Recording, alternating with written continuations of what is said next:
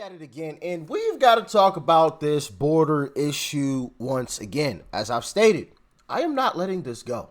This is a serious problem, and I'm not gonna wait until more people lose their lives, unfortunately, to talk about this more. No, absolutely not. Enough people have already lost their lives because of this issue, and the Biden administration lying about it. And we're going to expose them. Like, share, comment, and hit that subscribe button if you are new. This is going to be a little bit of a longer one today, so let's dive in. President Joseph Robinette Biden Jr., you have opened the southern border by executive order. Here are the results of your actions. After the stroke of a pen, illegal immigrants are killing Americans. The illegal immigrant charged with killing Laken Riley. And we have no doubt that she would have been an incredible nurse. Mr. President, we're waiting. Enough Americans have already died. After the stroke of a pen, your Democrat pawns in major cities prioritized illegals over American citizens. City officials to provide migrants with prepaid debit cards to buy food and other things they need. This bill won't even move forward. Why? Donald Trump. Your Senate border bill supports Ukraine and allows more migrants. President Joseph Robinette Biden Jr., you have opened the southern border by executive order.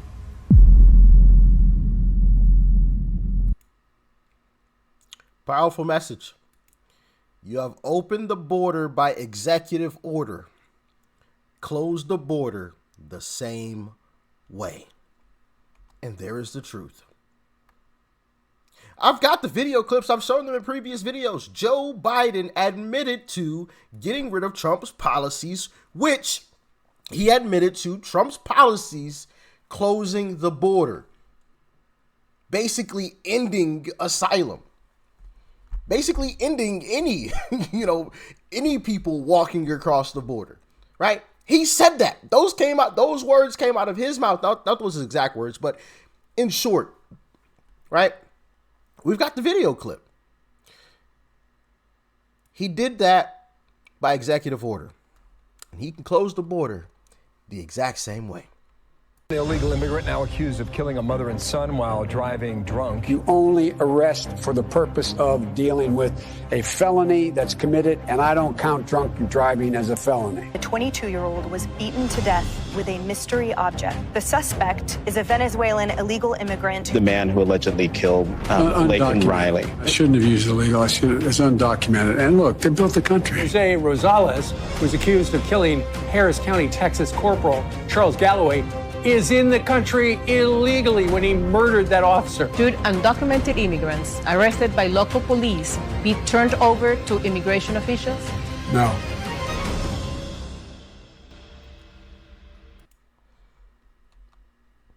Should it be turned over to immigration officials?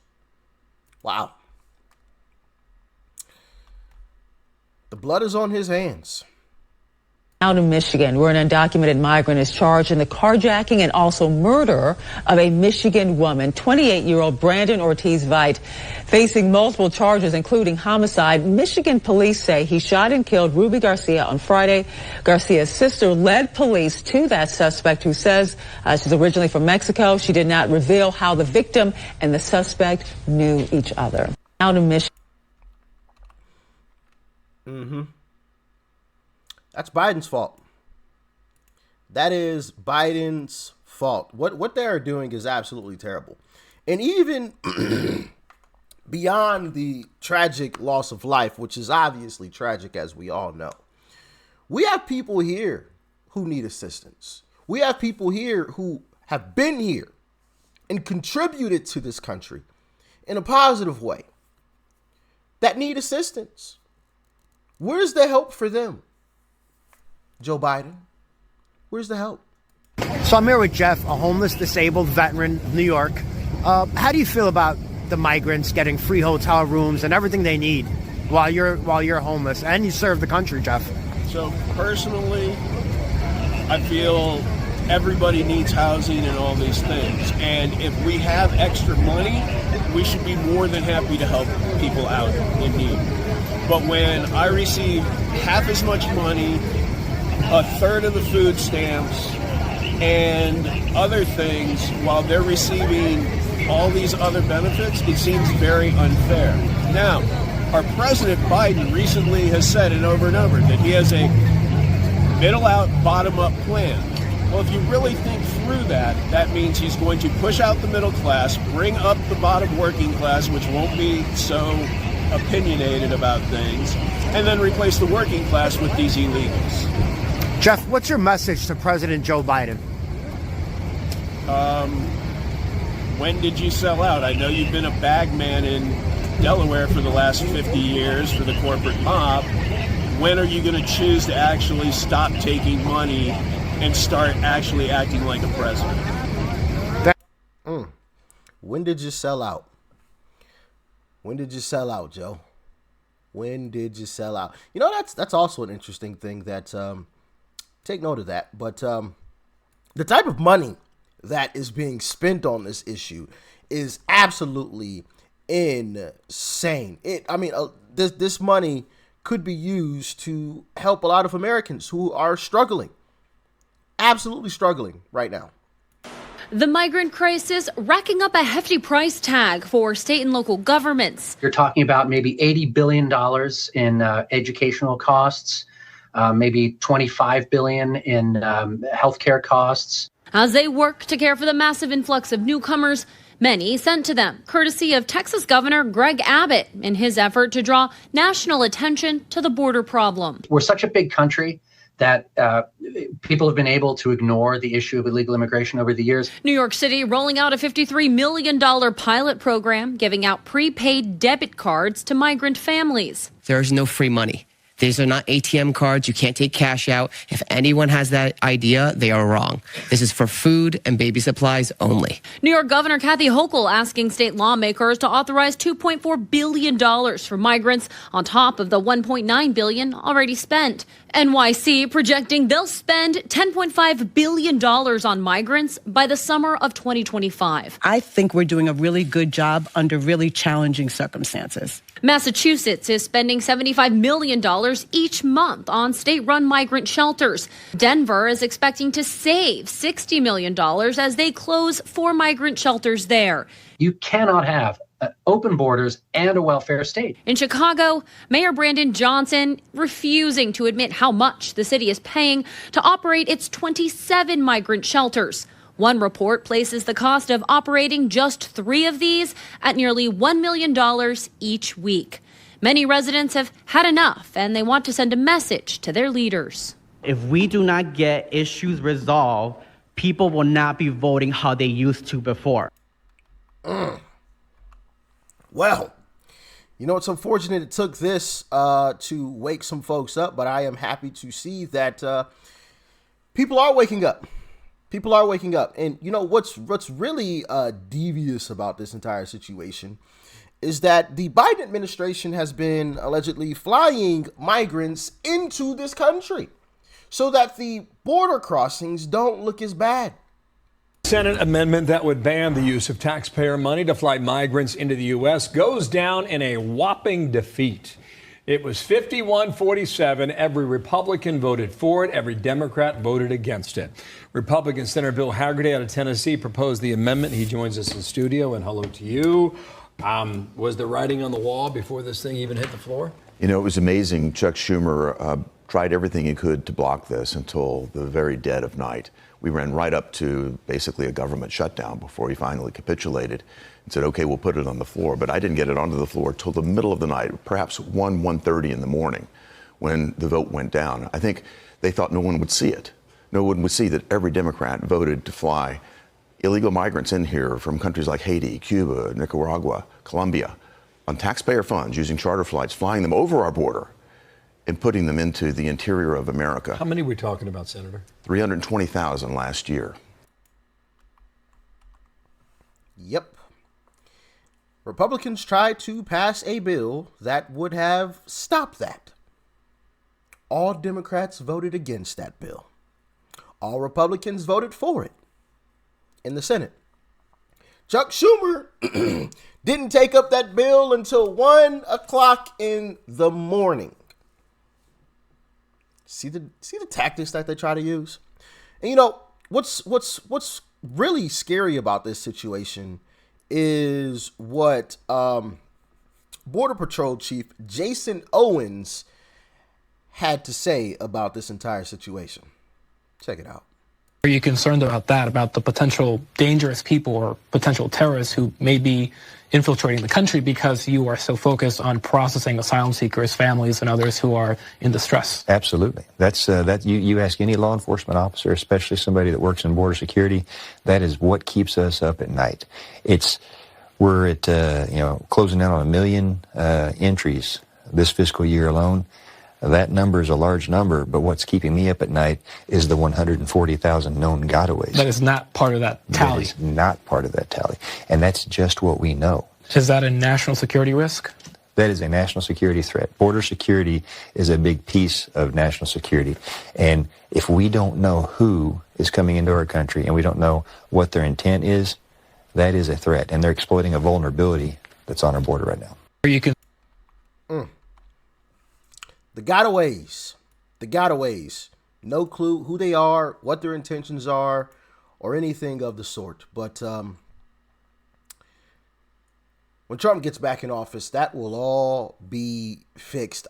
Listen, I have 100% faith in that.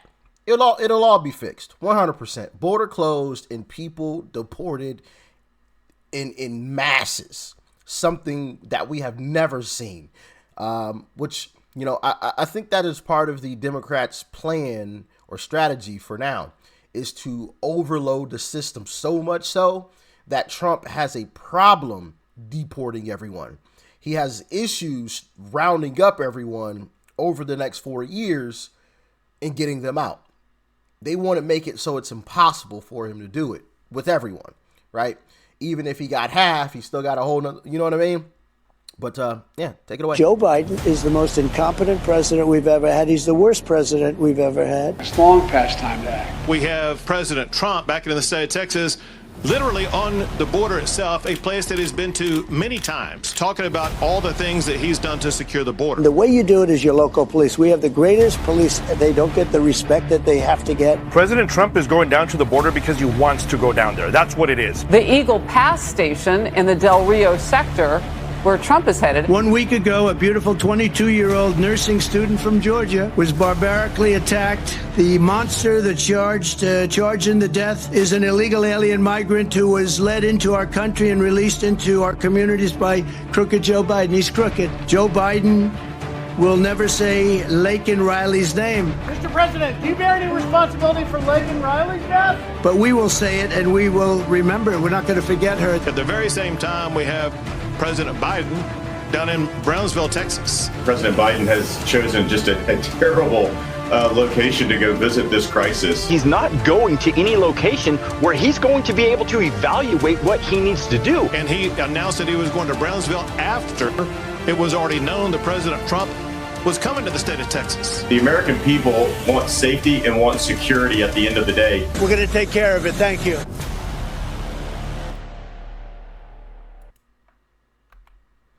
Amazing Trump ad right there. Amazing.